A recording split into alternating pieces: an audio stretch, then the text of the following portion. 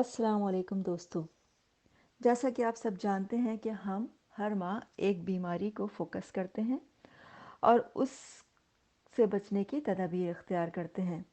اس ماہ ہم جس بیماری کو فوکس کریں گے وہ بہت ہی خطرناک بیماری ہے جس نے پورے معاشرے کو اپنی لپیٹ میں لے رکھا ہے اور کوئی بھی گھر اس سے بچا ہوا نہیں۔ جی ہاں، غیبت، جس کے بارے میں قرآن میں سورہ حجرات میں اللہ تعالیٰ فرماتے ہیں، کوئی شخص کسی دوسرے کی غیبت نہ کرے۔ کیا تم میں سے کوئی پسند کرتا ہے کہ وہ اپنے مردہ بھائی کا گوشت کھائے؟ بس تم اسے ناپسند کرتے ہو تو اللہ سے ڈرو، بے شک اللہ توبہ قبول کرنے والا اور مہربان ہے۔ میں سے اکثر لوگ غیبت کی تعریف سے بھی ناواقف ہیں یا پھر جان بوجھ کر سننا ہی نہیں چاہتے۔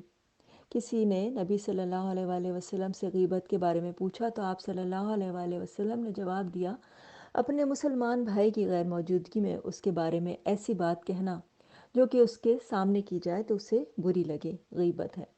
صحابی نے پوچھا، یا رسول اللہ صلی اللہ علیہ وآلہ وسلم، اگر وہ برائی اس میں موجود ہو تو پھر؟ نبی صلی اللہ علیہ وآلہ وسلم نے جواب دیا، ہاں، جبھی تو غیبت ہے، ورنہ تو بہتان ہے جو اس سے بھی بڑا گناہ ہے۔ ہم کتنے کم عقلے ہیں کہ اس حدیث کو سن کر بڑے آرام سے کہہ دیتے ہیں کہ ہم تو یہ بات اس کے منہ پر بھی کہہ سکتے ہیں۔ کتنی ڈھٹائی ہے ہمارے اندر! ہم حدیث کو بھی اہمیت نہیں دیتے، اپنے نبی کی بات کو ویلیو نہیں کر رہے کہ اصل بات یہ ہے کہ کسی کا دل نہ دکھایا جائے۔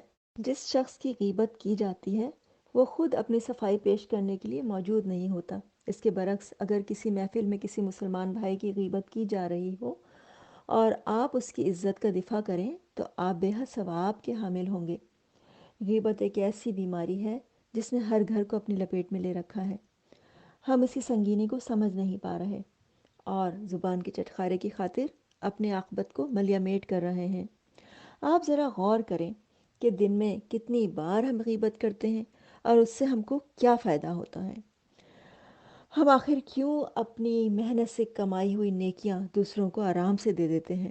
کیا آپ جانتے ہیں کہ ہم جس کی غیبت کر رہے ہوتے ہیں دراصل اس کے ساتھ بھلائی کر رہے ہوتے ہیں، کیونکہ اس کے گناہ دھلتے ہیں اور ہمارے گناہ بڑھتے ہیں۔ قرآن و حدیث میں ہر بات بڑے واضح انداز میں کھول کھول کر بتا دی گئی ہے، پھر بھی ہم جہالت کا مظاہرہ کر رہے ہیں۔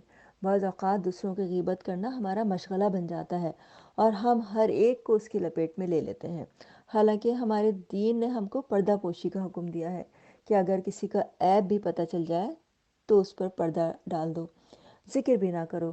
لیکن ہم تو کھوجی بنے ہوئے ہیں کہ ذرا سی کسی سے بات کسی کے بارے میں پتہ چل جائے اور ہم لگ جاتے ہیں انویسٹیگیشن کرنے اور کچھ جھوٹی اور کچھ سچی باتیں ملا کے باتوں کو چٹخارے دار بنا کے آگے بڑھا دیتے ہیں۔ ایک حدیث میں آتا ہے، مسلمان بھائیوں کی غیبت نہ کرو اور نہ ان کے عیب تلاش کرو، کیونکہ جو کوئی اپنے مسلمان بھائی کا عیب تلاش کرتا ہے تو اللہ تعالیٰ اس کے عیبوں کے پیچھے پڑ جاتے ہیں، اور جس کے عیبوں کا پیچھا اللہ تعالیٰ کریں تو وہ اس کو رسوا کر کے چھوڑتے ہیں، چاہے وہ اپنے گھر میں ہی کیوں نہ ہو۔ کتنی ڈرا دینے والی حدیث ہے! ذرا آپ سوچیں کہ خدا نخواستہ اگر اللہ ہمارے عیبوں کے پیچھے پڑ جائے تو ہم کتنے ذلیل و رسوا ہو جائیں سب کے سامنے۔